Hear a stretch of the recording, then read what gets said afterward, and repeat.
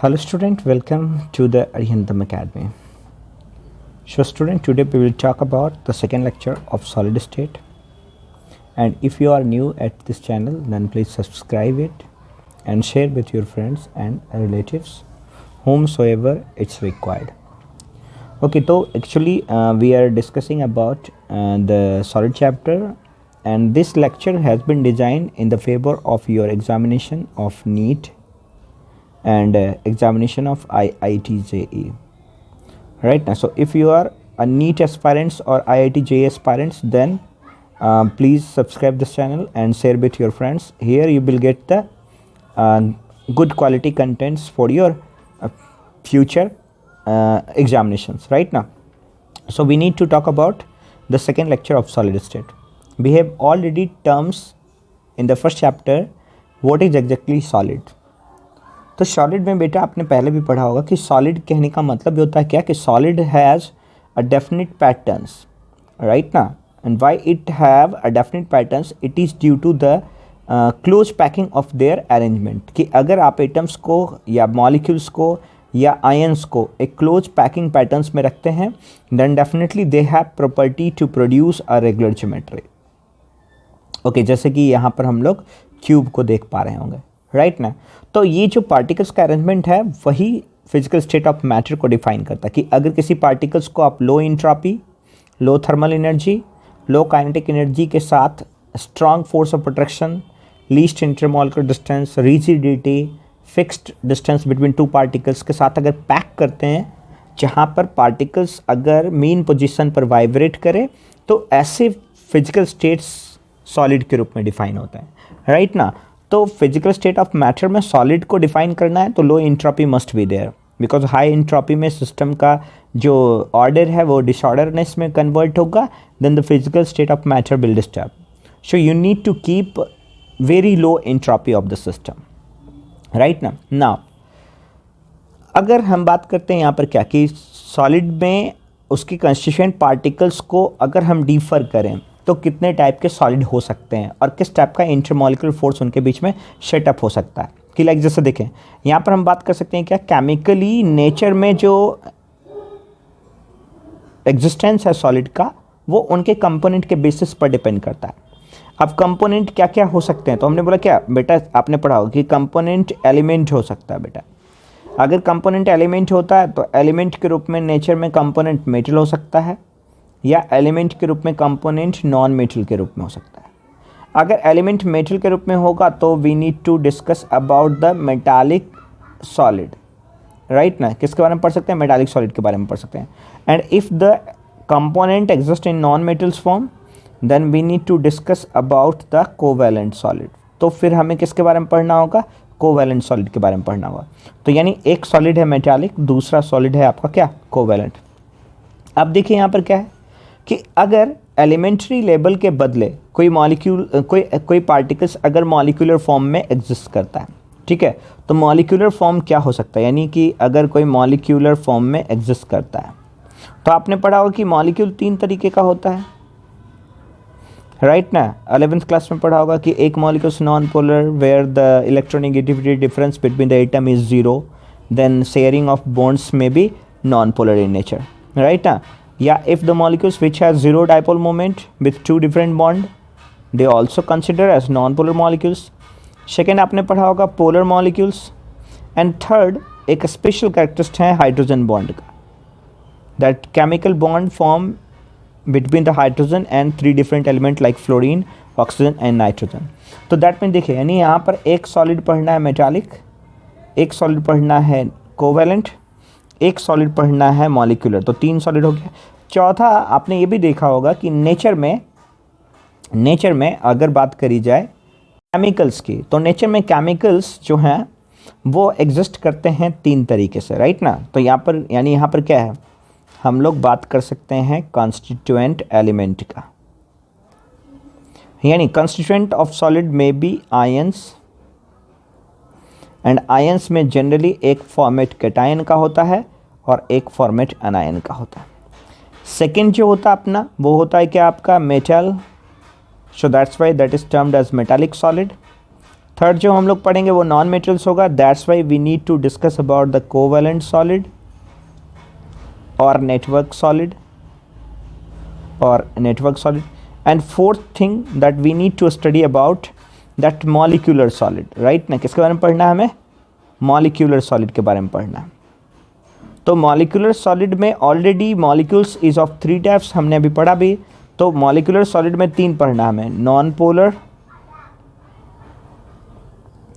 Polar and तीसरा जो है हमें पढ़ना क्या? हाइड्रोजन बॉन्डेड सॉलिड, ठीक है ना। तो ये 4 तरीके का टाइप्स आज हमें पढ़ना है। किस में किस तरीके का फोर्स ऑफ अट्रैक्शन होगा, ये सारी बातें डिस्कस करते हुए हम आगे बढ़ेंगे, राइट ना। चलिए तो आगे बढ़ते हैं नेक्स्ट पॉइंट की ओर।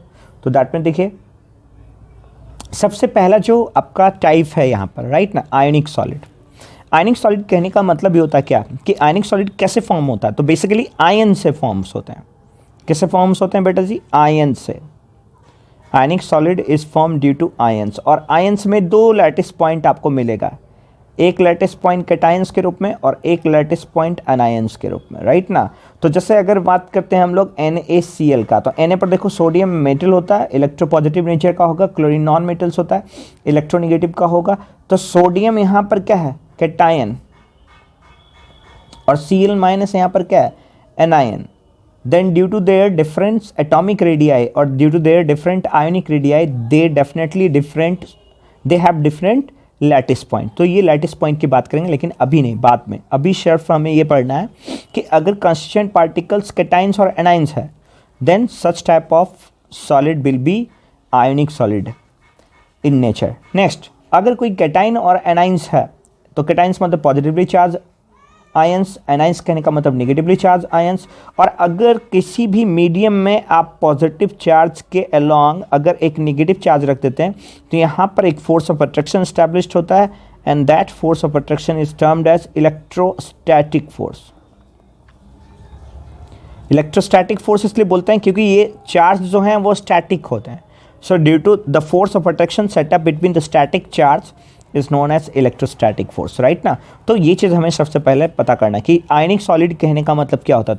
तो देखिए यहाँ पर देखिए क्या कहता है, there is a regular arrangement of positively and negatively charge ions throughout the solid, है ना। मतलब सॉलिड में क्या है? एक रेगुलर अरेंजमेंट है, किसका? पॉजिटिवली चार्ज आयन का और नेगेटिवली चार्ज आयन का, where ions are held together by a strong coulombic और इलेक्ट्रोस्टैटिक फोर्स।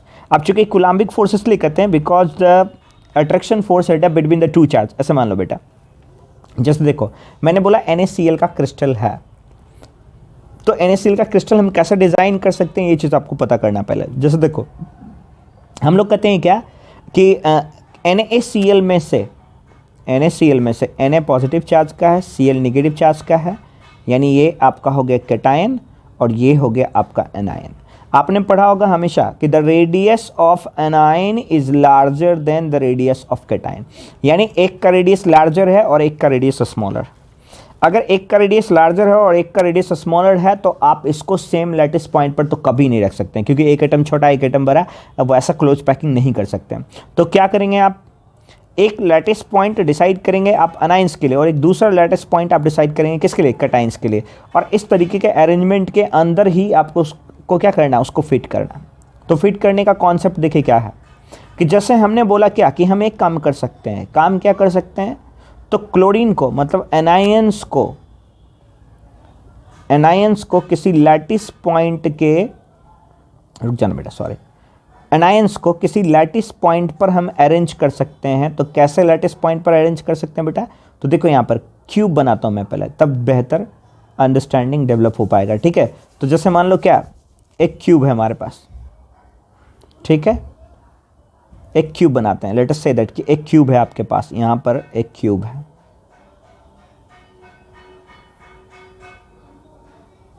है ना। अब क्यूब है यहाँ पर, क्यूब में 2 लैटिस पॉइंट हम यहाँ पर डिफाइन करेंगे। इस क्यूब में 2 लैटिस पॉइंट है, वो हम डिफाइन करेंगे। एक लैटिस पॉइंट कॉर्नर है और एक लैटिस पॉइंट जो है वो फेस का सेंटर है।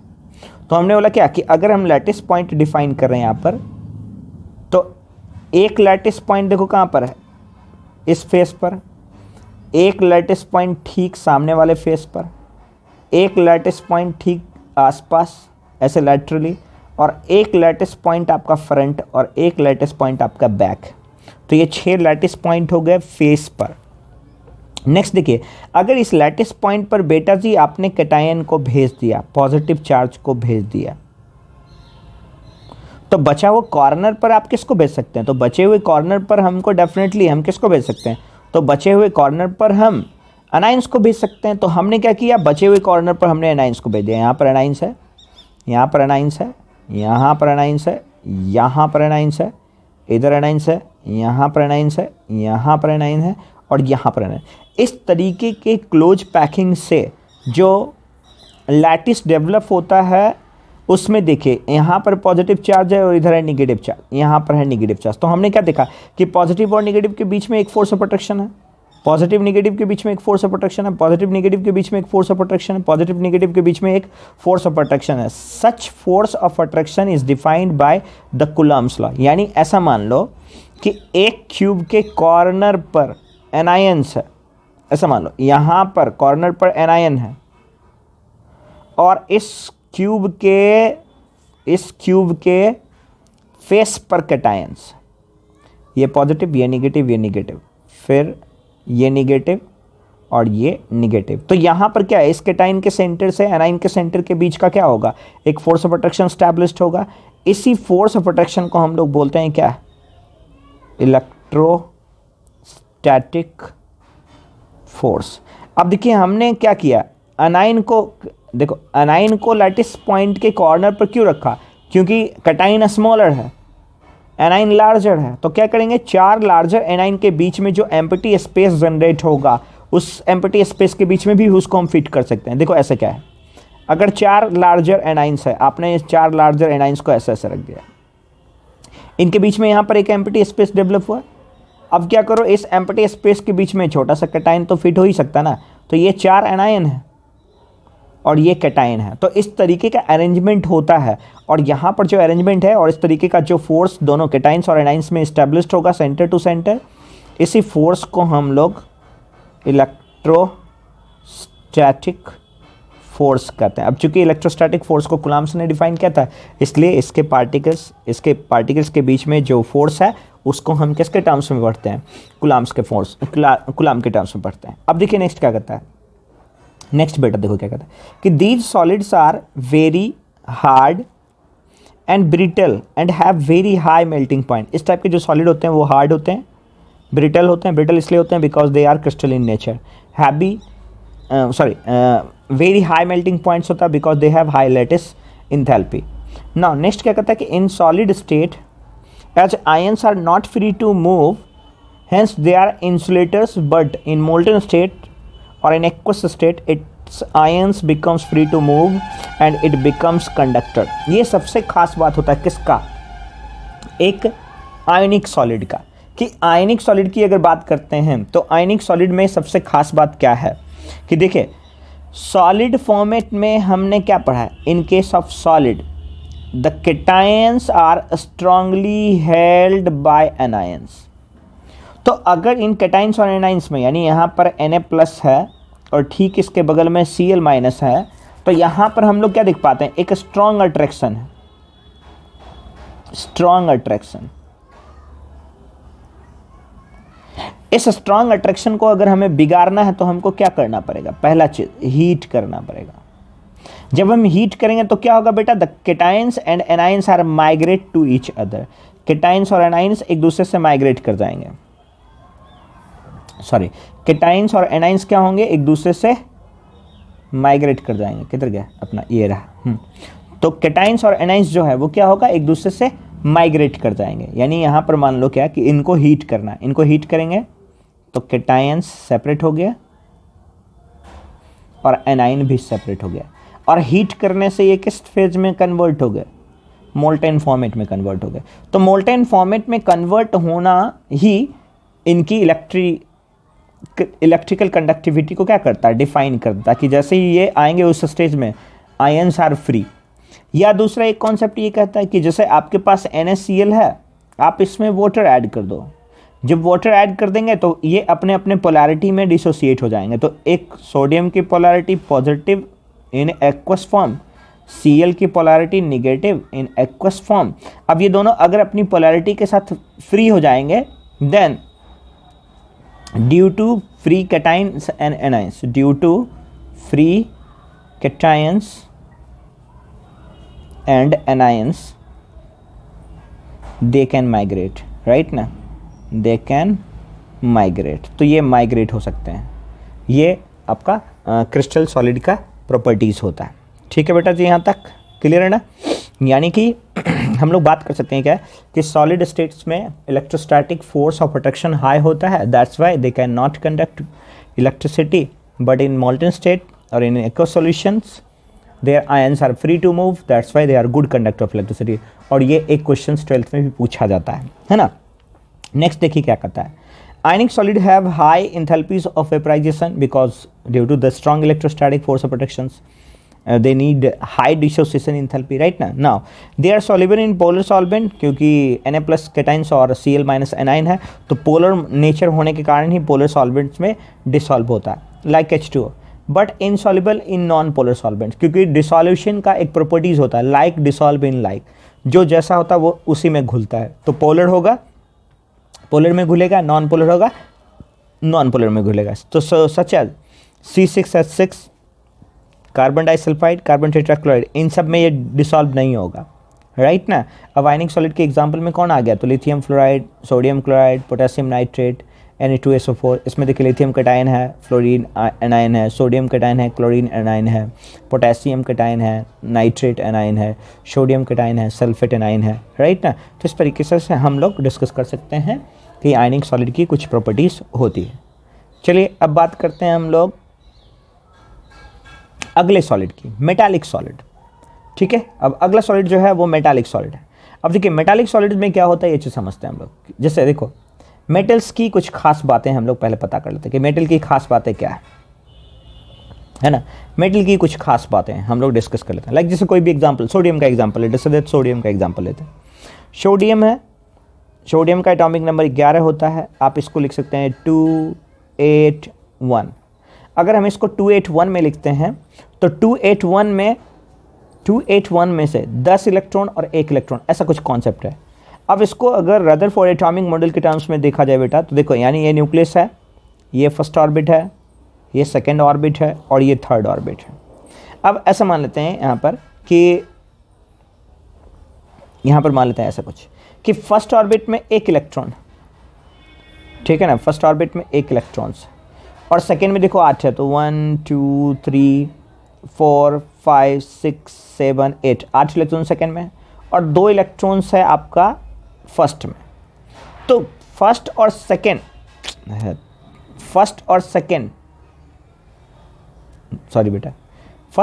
मिला करके अगर हम लोग यहाँ पर बात करते हैं तो फर्स्ट और सेकेंड मिला करके कम से कम कितने इलेक्ट्रॉन्स हैं, 10 इलेक्ट्रॉन्स हैं।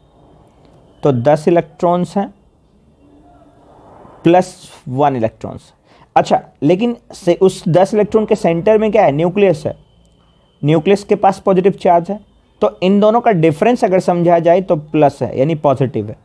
तो पॉजिटिव वर्ड के लिए कर्नल वर्ड यूज़ करते हैं, ठीक है ना। पॉजिटिव के लिए कौन सा वर्ड यूज़ करते हैं, कर्नल, राइट ना। तो यानी यहाँ पर क्या है,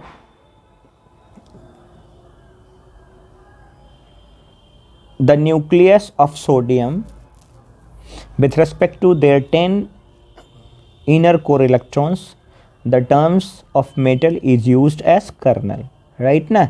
क्या बोलेंगे उसको, कर्नल बोलेंगे। कोई कन्फ्यूजन वाली बात तो नहीं है ना, ठीक है, ओके। चलिए अब नेक्स्ट देखते हैं हम लोग, यानी कि उसको बोलते हैं कर्नल। तो कर्नल्स का मतलब समझो, यानी क्या करा, देखिए metal cores like kernel and a sea of mobile electrons are the constituent of metallic solid, ठीक है ना। अब देखो एक चीज़ और समझ ही लेते हैं पहले, है ना, एक चीज़ और समझ ही लेते हैं पहले, रुक जा बेटा जी, है ना, एक चीज़ और पहले समझ लेते हैं। क्या समझ लेते हैं पहले, देखो यानी कि हम लोग बात कर रहे थे क्या, सोडियम मेटल था, है ना। क्या था आपके पास, सोडियम मेटल था। तो सोडियम मेटल अगर है तो हमने बोला क्या कि सोडियम का न्यूक्लियस है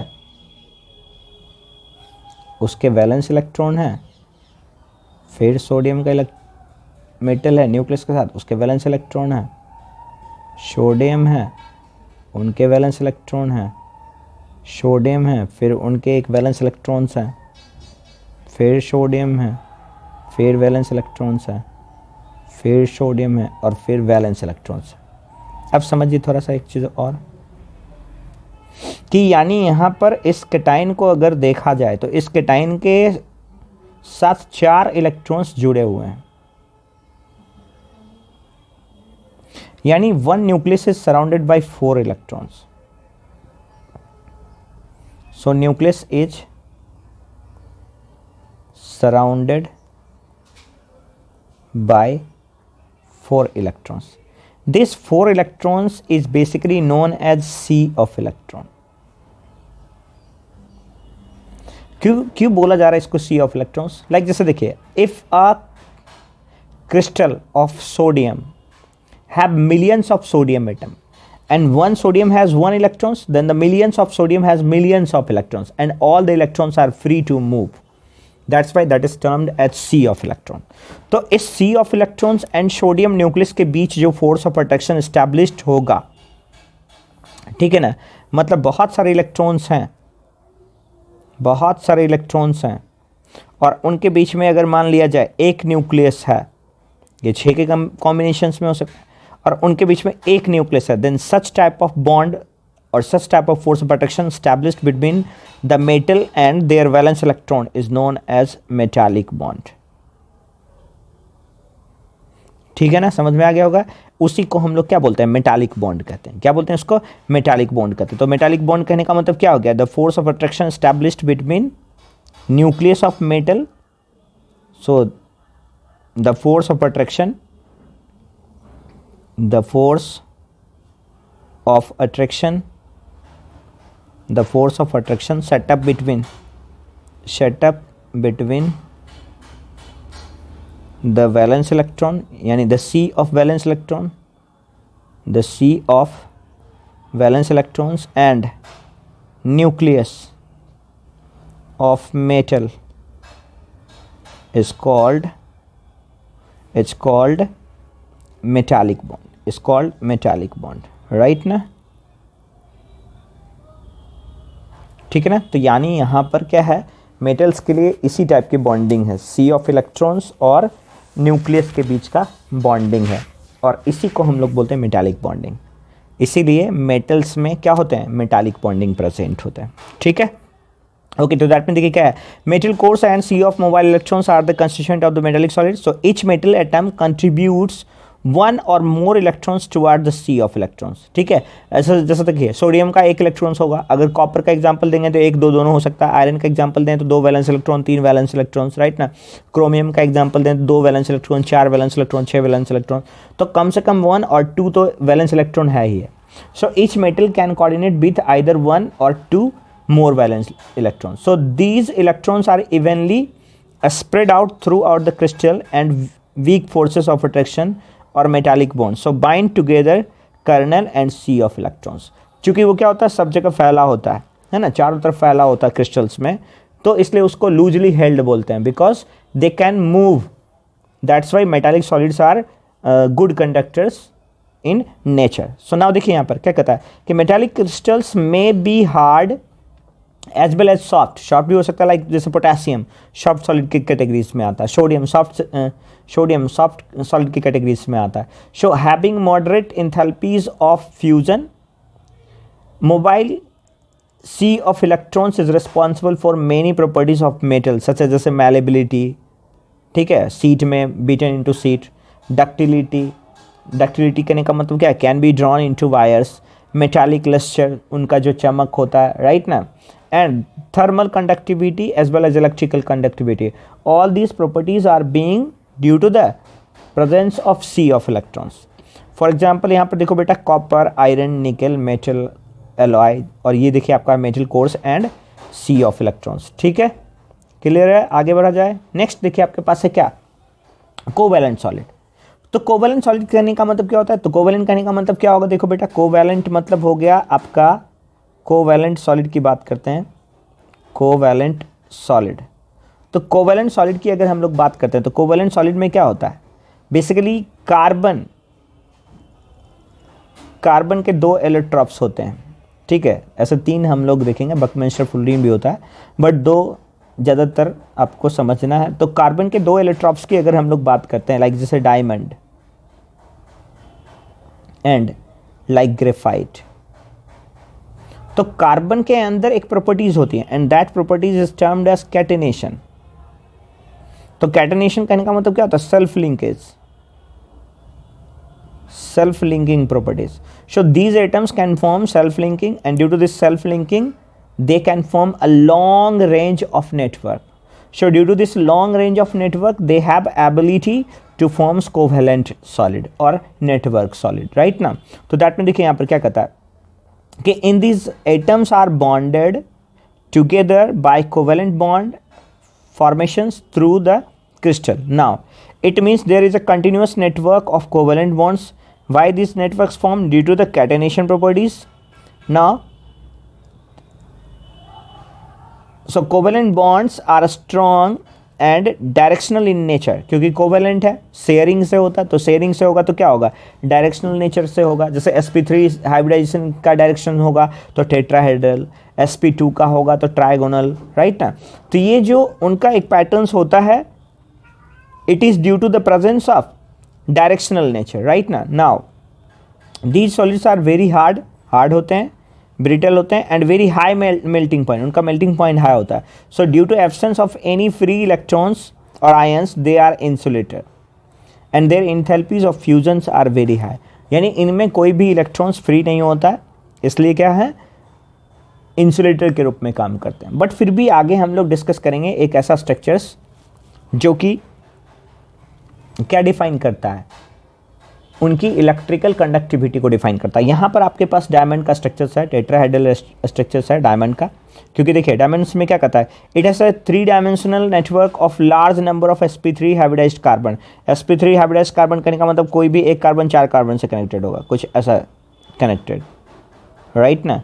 फिर अगर इस कार्बन की बात करते हैं तो इस कार्बन में देखो ऑलरेडी क्या है, इसके भी कार्बन होंगे ऐसे, यहाँ पर ये कुछ इस तरीके का होगा, ठीक है ना। तो फिर से यहाँ पर कोई कार्बन है, तो ये सब को देखा जाए तो हर कार्बन 4 कार्बन के साथ कनेक्टेड है। तो जैसे देखो इस कार्बन की अगर हम बात करते हैं तो ये इस कार्बन के साथ कौन कौन सा कार्बन जुड़ा, अरे वाह ये तो पूरा घूम गया। देखो इस कार्बन के साथ 1 2 यहाँ पर 3 और यहाँ पर 4, तो 4 कार्बन कनेक्टेड है, राइट ना। तो ये 4 कार्बन जो कनेक्टेड है वो क्या है, टेट्राहेड्रल अरेंजमेंट है, राइट ना। ये कैसा अरेंजमेंट है, टेट्राहेड्रल अरेंजमेंट है। कहीं से भी देखेंगे तो 4 कार्बन एक दूसरे के साथ अटैच्ड हैं। So carbon atoms are bonded tetrahedrally to 4 more carbon atoms by single covalent bond. तो सिंगल कोवेलेंट बॉन्ड के द्वारा ये क्या होता है, कनेक्टेड होता है। Now it makes diamond extremely hard crystal with very high melting point of 3843 kelvin, ठीक है ना। इतना टेम्परेचर पर जाकर के ये क्या होता है, मेल्ट हो सकता है। Now diamond does not conduct electricity at all because all the electrons are bonded by sigma bond, ठीक है। लेकिन वहीं पर अगर हम अपने दूसरे क्रिस्टल की बात करते हैं, है ना, अपने दूसरे क्रिस्टल की बात करेंगे, लाइक जैसे आपका क्या है, ग्रेफाइट होता है। तो graphite can be a type of, right ना बेटा। तो ग्रेफाइट जो होते हैं वो क्या होते हैं,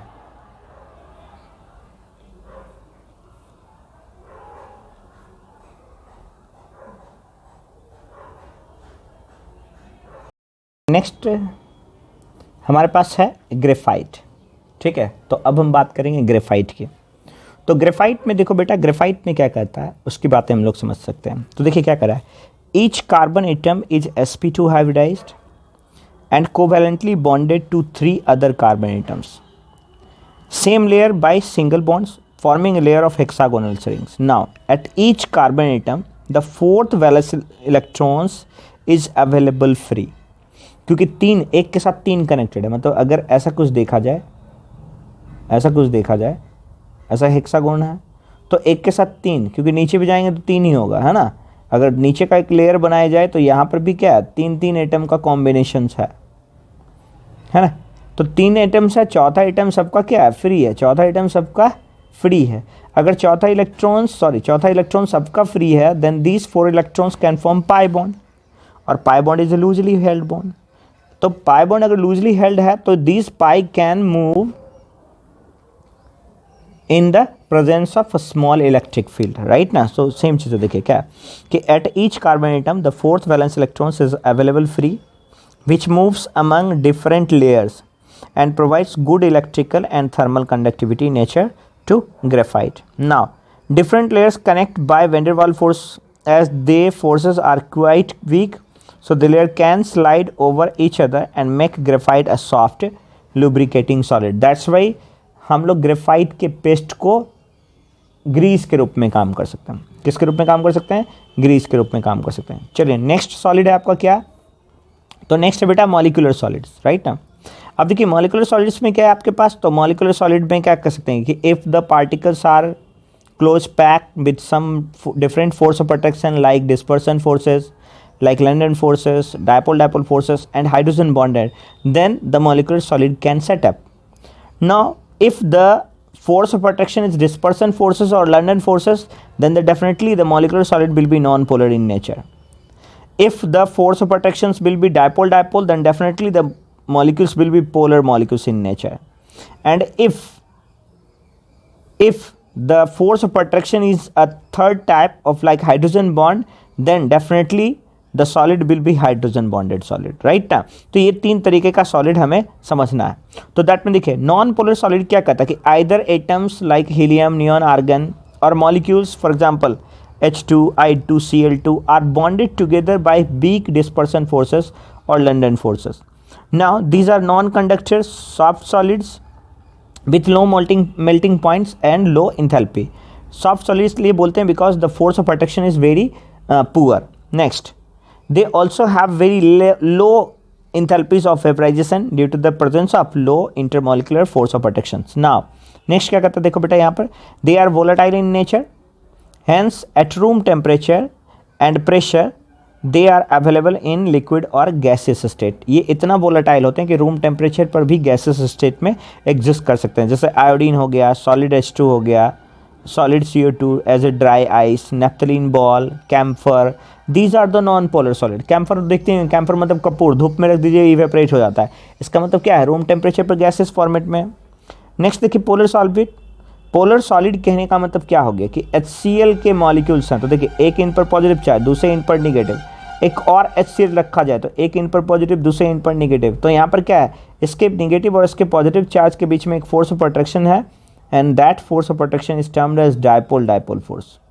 सो दैट्स वाई डायपोल फोर्स वाला जो मॉलिक्यूल्स होता है हमारा वो पोलर मॉलिक्यूल्स होते हैं। So these are the polar solvent molecules. 9 now so polar covalent molecules are held together by strong dipole forces. So these are soft non-conducting solids with low melting points and boiling points which are still higher than non-polar. Next देखिए क्या कहता है molecular solids. They have high enthalpy of vaporization. मतलब molecular solid में क्या होता है? high enthalpy of vaporization होता है as compared to the non-polar solids, right ना। For example HCl हो गया, NH3 is not example, NH3 will be hydrogen bonded, ठीक है ना। सल्फर डाइऑक्साइड होगा। नेक्स्ट देखिए यहाँ पर क्या कहता है? Hydrogen bonds. A solid with extensive hydrogen bonding will be considered a molecular solid, right ना, will be considered a molecular solid. Yet strong hydrogen bonds can have a significant degree of covalent characters. यानी कि ये इतना ज़्यादा strong होता है कि उसके अंदर क्या होता है?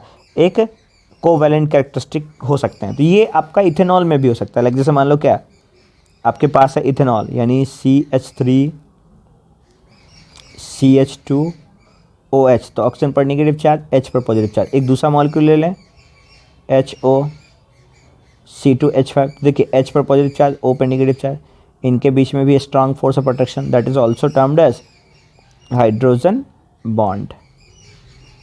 क्लियर हो गया बेटा राजा यहाँ तक? ठीक है ना। तो एक साथ अब हम लोग इसकी प्रॉपर्टीज़ को डिस्कस कर लेते हैं। तो देखिए क्या कहता है, क्या क्या हो सकते हैं आयनिक क्रिस्टल में, क्या हो सकता है। देखिए क्या कहता है, यूनिट्स दे ऑक्यूपाइड। तो लैटिस पॉइंट पर क्या होगा, आयनिक क्रिस्टल्स में कैटायंस एनायंस होंगे, कोवेलेंट्स में एटम्स होंगे, मॉलिक्यूलर क्रिस्टल्स में मॉलिक्यूल्स होंगे, और मेटालिक में क्या होंगे, तो पॉजिटिव आयंस होंगे, जिसको आप कर्नल बोल सकते हैं, ठीक है, surrounded by sea of electrons और पॉन्ड ऑफ इलेक्ट्रॉन्स। नेक्स्ट देखिए बाइंडिंग फोर्सेस, अगर कैटायंस एनायन है तो स्ट्रॉन्ग इलेक्ट्रोस्टैटिक फोर्स होगा, अगर एटम्स है तो शेयर्ड इलेक्ट्रॉन्स यानी कोवेलेंट होगा, अगर मॉलिक्यूल्स है तो वेंडर वाल हो सकता है, डायपोल हो सकता है, और तीसरा हाइड्रोजन बॉन्ड होगा, ठीक है ना। नेक्स्ट मेटालिक क्रिस्टल अगर है तो इलेक्ट्रोस्टैटिक अट्रैक्शन है between the positively charge ions, जिसको हम लोग कहते हैं क्या, kernel, and the negatively charge electrons, जिसको बोलते हैं आप सी ऑफ इलेक्ट्रॉन्स। हार्डनेस की बात करें तो आयनिक क्रिस्टल बहुत हार्ड होता है, जो आपका कोवेलेंट क्रिस्टल्स होता है वो वेरी हार्ड होते हैं, सिर्फ graphite is soft. Molecular crystal solid जो होते हैं वो सॉफ्ट होते हैं, मेटालिक क्रिस्टल हार्ड भी हो सकते हैं और सॉफ्ट भी हो सकते हैं। नाउ ब्रिटलनेस की बात करते हैं तो ये ब्रिटल होता है, ये इंटरमीडिएट रेंज का होगा, ये लो, इसकी ब्रिटलिटी लो होती है, और इसकी ब्रिटलिटी तो एकदम बिल्कुल ही लो होती है। नाउ मेल्टिंग पॉइंट की बात करते हैं तो मेल्टिंग पॉइंट आयनिक क्रिस्टल हाई, कोवेलेंट का उससे भी हाई, राइट ना, मॉलिक्यूलर का सबसे लो, मेटल्स में वेरी करता है, मेटल टू मेटल क्या होता है, वेरी करता है ना। इलेक्ट्रिकली अगर बोला जाए तो आयनिक क्रिस्टल जो होते हैं उनको सेमीकंडक्टर्स में क्यों रखते हैं, क्योंकि क्रिस्टल इम्परफेक्शंस के कारण वो सेमीकंडक्टर प्रॉपर्टीज़ को बिहेवियर कर सकता है। लेकिन फ्यूज स्टेट की अगर बात करें, मतलब अगर मोल्टन स्टेज में हो या फिर वो एक्वा सॉल्यूशंस में हो, तो good conductor of electricity. Atoms यानी वो बैड कंडक्टर होता है, नॉन कंडक्टिंग होता है, लेकिन graphite is a good conductor, ये एक्सेप्शन में आ गया। Molecular solid is poor conductor, metals are good conductors due to the presence of sea of electrons. Next solubility की बात करते हैं बेटा, तो आयनिक क्रिस्टल सॉल्युबल है, कोवेलेंट क्रिस्टल्स इनसॉल्युबल होगा, ये soluble as well as insoluble दोनों हो सकते हैं, ये गुड कंडक्टर्स होता है मेटालिक, और metals are not soluble, right ना, इन द वाटर। नेक्स्ट देखिए यहाँ पर क्या है, हीट ऑफ वेपराइजेशन की बात करते हैं तो आयनिक क्रिस्टल में देखिए 170 से 75 मोल किलो जूल पर मोल है, ग्रेफाइट में देखिए 718 से 43, मॉलिक्यूलर सॉलिड सबसे कम है, मेटालिक सॉलिड सबसे ज़्यादा है, तो सबसे ज़्यादा यहाँ पर क्या है, कोवेलेंट का, राइट, ठीक है ना। फिर हीट ऑफ फ्यूजन की बात कर सकते हैं आप, एग्जांपल में देखो आपके पास क्या है, NaCl, KNO3, CaCl2, ये आयनिक क्रिस्टल है, आपने पढ़ा भी होगा। डायमंड, ग्रेफाइट, ये सब एटम्स कोवेलेंट क्रिस्टल्स हैं। H2O, CO2, ये सब मॉलिक्यूलर क्रिस्टल्स हैं। Sodium, copper, silver, iron, platinum, alloy, ये सब क्या है आपके, ये सब मेटालिक क्रिस्टल्स हैं, ठीक है, यहाँ तक क्लियर है।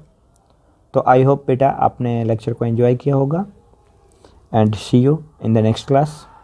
तब तक के लिए take care, bye bye, see you tomorrow.